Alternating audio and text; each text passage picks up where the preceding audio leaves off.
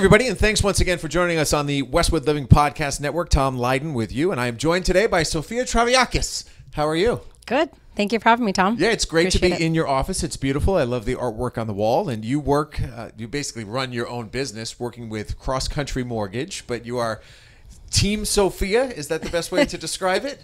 Yeah, that's the new team name. Yes. I love it. That's great. Well, take us through. First of all, I'd like to thank you, number one, for your support and investment in the Lessons from Leaders program. I think you might even be the first person I'm talking to who I just have an exclusive kind of relationship so far with that program. And part of working with that program is getting a chance to connect with the business owners who've invested in the program and get to learn a little bit more about them. So thank you very much. It's great. Well, thank you, and thank you for the opportunity. I think that especially with the high schoolers, I've been saying for years and years and years that this should be a full-time class for high school students to teach them about credit and mortgage and how to really start a good path.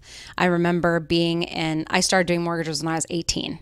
So it was really, I was teaching my friends how to balance their checkbooks in high school and teaching them about credit because I knew about it, but they knew nothing about it. So I think it's so important to teach these high school students. I 100% agree. And I know that as leader sponsors fill out their information form, which is the spine of the website and the digital directory that kids can search, I've been reading through them. Obviously, everyone sends stuff in, and I read through everybody's responses. And what I loved about yours, number one, more than anything else, is that one of the benefits of doing what you do is that, yes, you work for a bank, but you're running your own business. And that is something that is very unique and kind of similar to what I do because I work with a larger company, but I do run my own business locally. So how much of an appeal was that for you as you were making your decision? Because you go back to, like you said, 18 years old doing these mortgages. When did you realize, like, this is the right path for me to go down?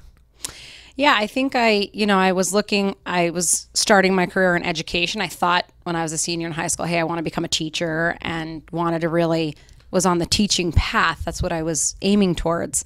And then I started doing mortgages. It just kind of fell in my lap. Somebody saw me at a party and said, hey, do you want a job? I'm opening a mortgage company. I said, okay, as long as you let me be flexible with my college schedule because I'm going to college, in 6 months. So I had the opportunity to learn and have a flexible schedule. And then I would say about a year and a half in, I was doing loan for a teacher. And she was a teacher for 5 years, was older than me, of course. And I said, oh my gosh, I'm making the same amount of money as this teacher. So I said, you know what?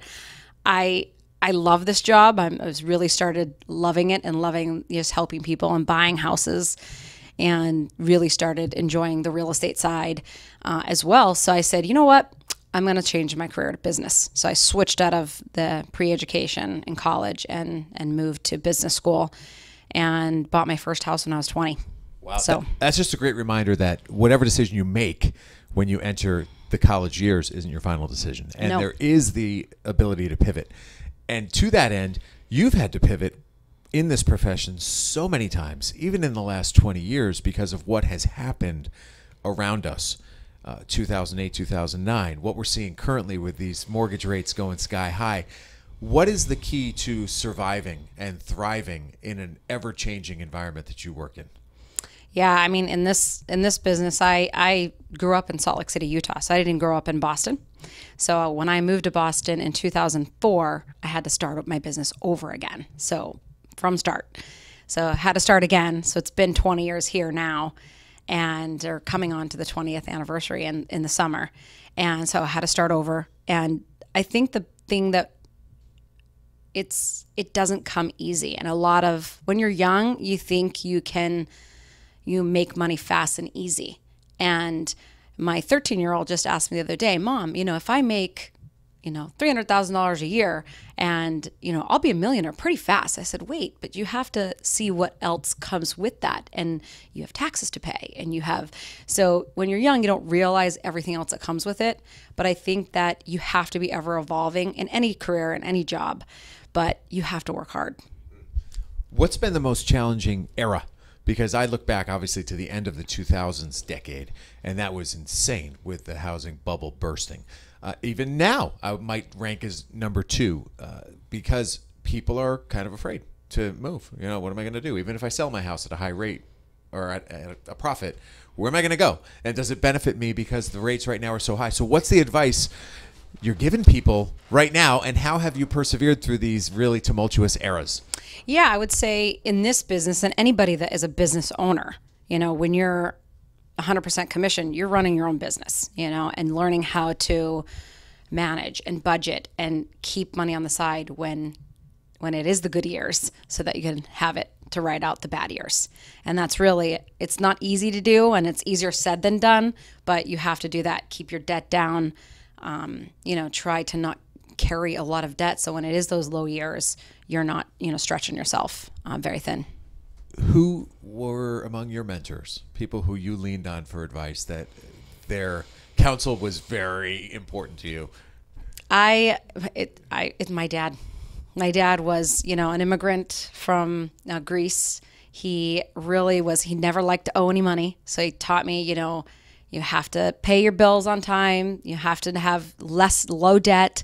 So I really followed his footsteps. And even starting my career, I saw that and seeing, okay, when you look at people's profiles, what debt they carry, what their payments were like. And I said, okay, you have to make a mental note. That's not what you want to do. You want to make sure you are debt free. You want to make sure you can handle and not overspend. And that, I think, is a problem in America. We spend a lot of money. Other parts of the world, they don't spend money like we do. So really trying to be mindful of that, and being young, if I can give any advice to the young leaders at the high school, and even anybody actually, is really just being able to budget. And it's so important to do that and have a good team around you. I didn't get the answer to the other part of my question. I sort of slid. And that was, what advice are you giving people right now? Because this is tangible, tough times, difficult decision making. Because, you look at the value of your house. You're like, wow, we can really sell our house for a lot of money. But the concern is, where do you go? And then if you're going to go and get a new mortgage, you're going to get that mortgage at such a higher rate than what you might be locked into now. So what are you telling people? Right. And I'll answer your era. I think this is the second worst era. Okay. 2008 was pretty bad. It was definitely a bad time, but this is the second worst I've ever seen, since 1997. So definitely it's the worst era. It's tough, I think, for people that, like you said, you have the equity, but where do you go? So unless you really have to move, unless you're renting and paying a lot of rent right now and really need to move at some point, I would say do it. It is still not a bad time to buy, because we know that home prices are not going down. There is not enough inventory. There's not enough homes for sale where house prices will plummet. So people are saying to me, is this the peak of the market? I say, it could be, but it's not going to significantly drop either. Home price sales have still gone up another 3% from last year. So I don't think house prices are coming down. We know that rates will come down eventually, and they will, but we just don't know the time yet. To that end, has your job changed in the last 2 decades? Because there is, I would guess, probably a lot of refinancing. Has the concept of refinancing really come to the forefront, and have more people done that and take advantage of that now versus years past where people are like, boom, I got a 30-year, I'm happy with my rate, and we'll stick it out? I mean, I think people have always refinanced, really. I mean, because even in the 2000s, when there was, in the year 2000, there was a big refi boom as well, actually, when rates had really dropped from, the sevens to the eights and sevens to low sixes. So they dropped in the 2000s into the sixes. And then there was another refi boom when they went to the fives. And then you have COVID, where they've plummeted the lowest. I do not think they're going to that level again. We don't want them to. As an economy, we don't want them to, or else we'll all be kind of in trouble again. So talk to me about that. Why not? Because when we had the low rates in COVID and we were giving a lot of money away, that's what caused this mess that we're in now. It caused the inflation. It caused all of this massive increase. So two mistakes. We went a little bit too low during COVID, but now I think we're going a little bit too high. So there has to be a little bit of a middle ground there. So really, if I was a buyer right now and I could live at home maybe and save some money, I'd probably wait a year. But if you're in a situation where you need to, it's still a good time to buy, because you're probably not going to, find something in an area where there's not going to be multiple bids either. That's the other thing. Because there's not a lot of inventory, what will happen is when rates do come down and we have no inventory, guess what's going to happen again? 100 over asking. $200 over asking again, and it's going to be a bloodbath on one property. So I hear all the different things you're saying, and what jumps out to me is like, wow, what kind of classes did she take when she was growing up? It sounds like there was a lot of math there. You got to like that. You got to be into crunching the numbers, but some logic, some basic understanding of business. So walk us through the types of classes that you take if you want to do what you do. Yeah, definitely math. I also took a lot of public speaking as well, believe it or not. I took public speaking classes, communication classes. You know, you're talking to people about finances, and you're also talking to them about their lives and buying. It's very emotional as well. So just being able to communicate with them, you know, and be able to be receptive to, you know, their questions and their concerns. It's really an emotional purchase. You know, it's the biggest purchase that most people ever make. This really does hit a sweet spot for you, this program, because you talked about your love of education and how you thought you might want to be a teacher. So you will have this opportunity to interact with kids. How often do you interact with high school kids, and what going in do you anticipate the experience will be like? What are you hoping for? I hope that I can just really change, you know, some of these kids' perspective on credit and help them so that they can better manage their future, especially credit. I think it's I want to talk to I would love to talk to a lot of these students about credit and how important it is, and you know, that it's different than what you just see on your, you know, make sure you're making those payments on time. Like Credit Karma is not always right, you know. They're coming up with a new credit score system, but it's so interesting. I would love to teach classes on it. I have a high schooler. I have a junior, so I try to talk to him about it and his friends when they come over, but they're like, they're bored. They don't want to talk to me. They should be listening. That's what it comes down to. I vividly recall that I got my first credit card, and it was at the urging of my parents in 1990 when I went to college. So the concept was a bit foreign above my head at that point of like establishing credit. So when you talk to young people about establishing credit, number one, what does it mean? And number two, what benefit might it have for them? So yes, I tell them that it's important to establish credit so that, and as being young, 18 and over, you have to be 18 for it to start building your credit score. But it's so important to build that early, because if you're late early on payments, it's very hard to recover. It takes longer to recover. So when I explain it to students or anybody that just trying to put it into, I say, it's like your GPA. If you get an F in a class, your GPA tanks. If you get an A, your GPA stays higher. So it's the same with credit. If you don't make your payments on time, your score is going to significantly drop. So that's the best way. That's my best analogy, is a GPA. So you really can understand. You just can't get that F. Sure. Well, let's be honest. Most people who are probably listening to this are the adults right now, the parents. Yeah. So when you talk about establishing credit for a kid, how does that happen? Is it just like, hey, I'm going to put my daughter on my credit card and she can have a card that's through my account? Or are you literally encouraging people to open up individual accounts for an 18-year-old? I would do both, actually. What I recommend is having them open up their own checking accounts. They understand checks and balances, and open up a credit card with that account as well, that they can kind of have. So the bank will let them open up a credit card from that checking account, and then also become an authorized user on their parent's account, so that the parent can help them monitor and really just, you know, educate them. Hey, did you make that payment on time? You know, how they're spending the card. Are they spending it wisely? And it's a good way to monitor. But having their own card as well, you know, helps them, you know, take that responsibility. And then explaining to them, as you build your credit, it helps you in the future to be able to purchase things, to buy a car, to get more credit cards, to buy a house later. So let's be honest, though. A kid's going to get a credit card and in the first 60 days be like, woohoo, coffee on me, or let's go get ice cream. What's the best advice to make sure that doesn't happen? Right. So the way that I would do that, and it's not as, we don't have like checkbooks now where we actually sit there and balance like we used to. Now everything's online, but they can do it from their phone. What I tell my own son is, if you're spending something, it needs to come out of your checking account. You make sure you pretend that check, that whatever you spend on that card is coming out of your checking account.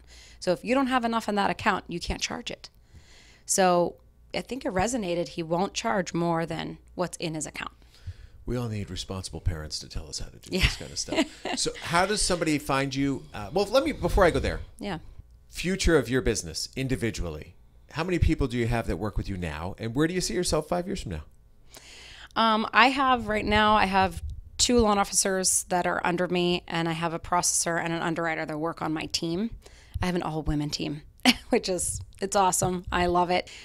For the next 5 years, I honestly would like to maybe grow with one more person, but not grow too much, believe it or not. Just kind of get more roots, do more local events, try to help more people locally, try to get more, builders. And I'd like to expand a little bit more into the, new construction and building end of it. But I expect me to be here for 20 more years. So that's awesome. And how do people get in touch with you? One of the categories we also asked you to fill out was what opportunities might you have for a kid? So if somebody is interested in reaching out, what's the best way for them to do that? They can reach out. My website is Sofia Mortgage on any handle, Facebook, Sofia Mortgage. And that's SOFIA, everybody, just so you know. Yes, SOFIA. Sofia Mortgage. You can find me on any handle. Website. I'm in West Roxbury. My office is local here. And I would love to have some interns if they'd like in the summer. So any opportunity that somebody would like, I'd love to help them. Fantastic. Well, thank you very much again for the support. I can't wait to see how this all unfolds. You build the infrastructure, you build the bones, you get everything you need to actually put this event on, and now you're just trying to get the kids there, and you're hoping that you can almost, it's that old phrase, you can bring the horse to water, but you can't make him drink. I feel like we've established something that long-term is going to be very good. Honestly, I'm a little nervous about how many people are going to show up early. It's that natural anxiety I think all of us have when there's a big event we've been planning for. But I think it will be great, and having people like you there will be fantastic. So thanks a lot. Thank you. Appreciate it. Go to lfleaders.com, and you can learn all about the program, and you can see the whole roster of our leader sponsors. We have more than 50 there, and this is year 1. So you can imagine that this is going to continue to grow, and it's going to become a great resource for kids and, frankly, for parents to go through and find out how their kids can continue their education outside of the classroom and really interact with professionals from the community. So that's Sofia Travayiakis from CrossCountry Mortgage. Feel free to track her down through all those methods that she mentioned. And as always, if you have somebody else who you think would be a great conversation for me to have, just reach out to Leyden at bestversionmedia.com. I'll track that person down. We'll have a conversation, and we'll share it here on the Westwood Living Podcast Network. But for now, that's the very latest. Thanks for listening, and have a great day.